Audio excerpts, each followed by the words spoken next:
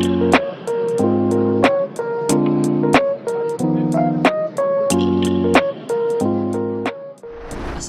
warahmatullahi wabarakatuh. Halo semuanya, kami dari kelompok 5, kami akan mempresentasikan tentang reaksi aldol Mukayama. Di sini kami sebelumnya akan memperkenalkan diri terlebih dahulu. Kelompok 5 terdiri dari Syifa Silvani Rodatul Zanah, dan ada Wildan Ramdhani, dan ada Amrina Rosidah, dan Fauzan Bayaki sebagai saya sendiri. Oke, kita mulai presentasinya. Oke, jadi adanya reaksi aldol Mukayama diawali karena adanya permasalahan dari reaksi aldol konvensional. Dalam penelitiannya, Matsuo dan Murakami 2013 menyebutkan bahwa terbentuknya hasil samping yang tidak diinginkan dari dehidrasi, self-condensation atau swakondensasi, dan polikondensasi dari reaksi aldol konvensional. Ini dapat dicontohkan dari gambar yang terlihat di sini, yaitu reaksi aldol 2-butanon dengan propionaldehid. Nah, hal ini menunjukkan perlu adanya reaksi yang stereoselektif dari banyaknya produk reaksi aldol. Oke, next. Nah, pada tahun 1973, Mukayama dan kawan-kawan mereaksikan silil enol ether dengan aldehida dalam asam Lewis TiCl4. Ini dapat dilihat pada gambar yang tertera di layar. Nah, reaksi tersebut disebut reaksi aldol Mukayama, di mana terjadi reaksi aldehida atau keton yang diaktifkan oleh asam Lewis dengan adanya nukleofil karbon. Aktivasi gugus ini dapat memfasilitasi serangan nukleofil dari silil enol ether, sehingga ikatan karbon-karbon terbentuk dalam kondisi asam. Nah, reaksi ini membuat reaksi aldol silang antar keton atau aldehida tanpa terjadi swakondensasi, tidak seperti aldol konvensional, di mana dapat terjadi reaksi swakondensasi pada masing-masing reaktannya sendiri. Oke, next. Selanjutnya ada sifat reaksi. Berdasarkan penelitian yang dilakukan oleh Mukayama dan kawan-kawan 1973, reaksi aldol Mukayama termasuk ke dalam jenis reaksi stereoselektif. Ciri utama kenapa dikatakan stereoselektif yaitu menghasilkan produk yang asimetris. Adapun faktor yang mempengaruhi selektivitas produk, yaitu yang pertama ada jenis katalis.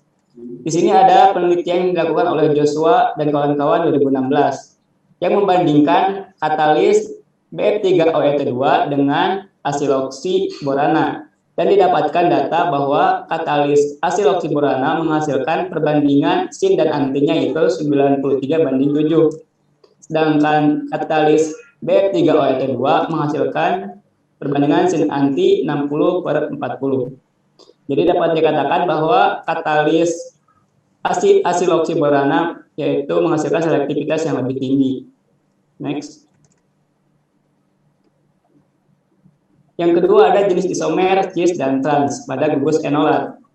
Di sini gugus enolat dengan isomer cis akan menghasilkan produksi yang lebih banyak. Seperti penelitian yang dilakukan oleh Koka 2016, gugus enolat yang isomer C menghasilkan perbandingan sin antinya itu 97/3. Sedangkan yang isomer trans menghasilkan perbandingan sin dengan anti yaitu 12/88. Next. Dan faktor yang ketiga ada kationogam pada enolat. Di sini ada penelitian yang dilakukan oleh Evan dan kawan-kawan tahun 1982. Di sini pengaruh logam itu yaitu pada panjang pendeknya ikatannya. Semakin pendek ikatan maka akan menghasilkan selektivitas yang lebih baik. Di sini terlihat bahwa logam boron yang digunakan menghasilkan selektivitas 94/6. Next. Dan yang terakhir ada zat bantu kiral. Zat bantu kiral ini dapat membantu menghasilkan produk selektivitas dengan cara menghalangi dan mengarahkan nukleofil yang masuk, sehingga didapatkan selektivitas yang tinggi. Sebagai contoh di sini ada penelitian Ejima dan kawan-kawan 2017 menghasilkan selektivitas 96%. Berikut adalah mekanisme reaksi aldol Mukayama.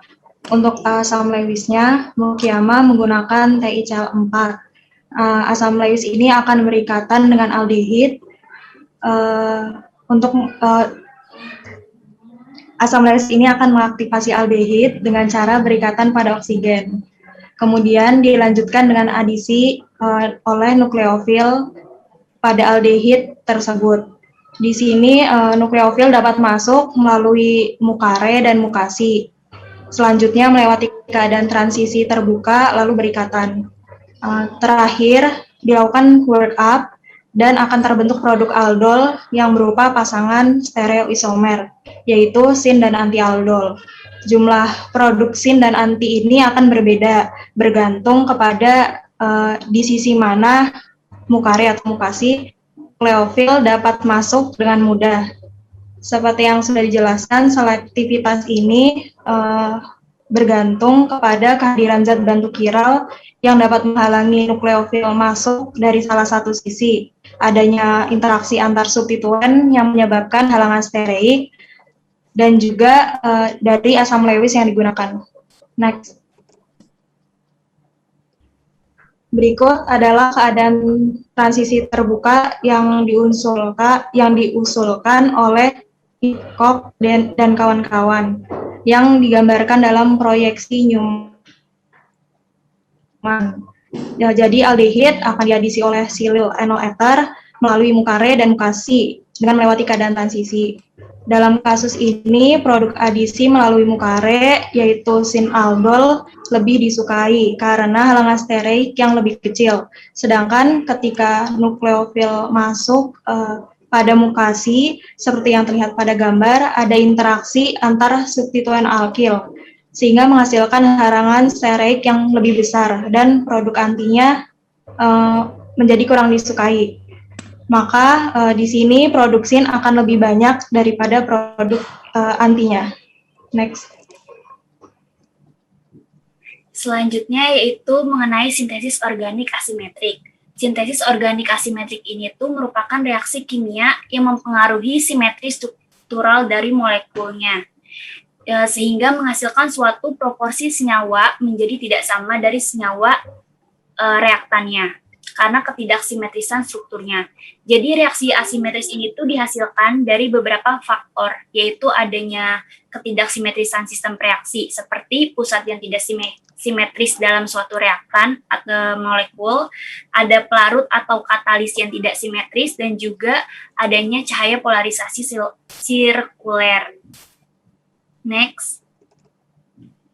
Pada reaksi aldol Mukayama terjadinya sintesis organik asimetrik itu disebabkan oleh adanya asimetrik katalitik yang berupa peran dari asam Lewis akiral yang bertindak sebagai katalis.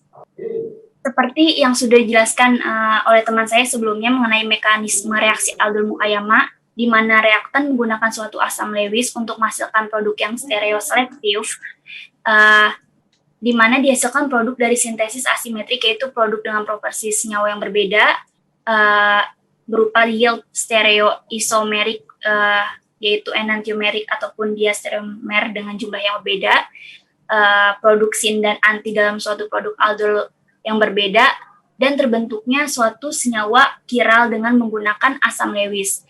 Pada reaksi aldol Mukayama digunakan suatu katalitik asimetrik berupa titanium tetraklorida yang bertindak sebagai katalis akiral.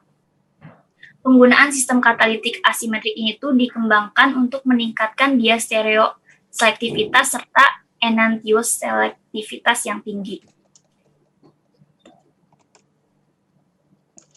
Oke, selanjutnya adalah contoh aplikasi untuk reaksi aldol Mukayama, yaitu binap AgOTF KF 18 mahkota 6 ether sebagai bifunksional katalis dalam reaksi asimetrik Mukayama aldol. Reaksi dari trimetoksisilil enol ether dengan aldehid terkatalisis menghasilkan 78% yield dan stereoselektif sin anti sin 9 dan anti 91 dan enantiomeric excess sebesar 93. Nah, reaksi ini memberikan homoaldehydik alkohol dan beta hidroksikarbonil yang banyak terdapat pada produk alam dan molekul biologis. Jadi reaksi ini bersifat stereoselektif. Oke, mungkin sekian presentasi dari kelompok kami, dan ini merupakan jurnal-jurnal yang mendukung untuk presentasi kami kali ini.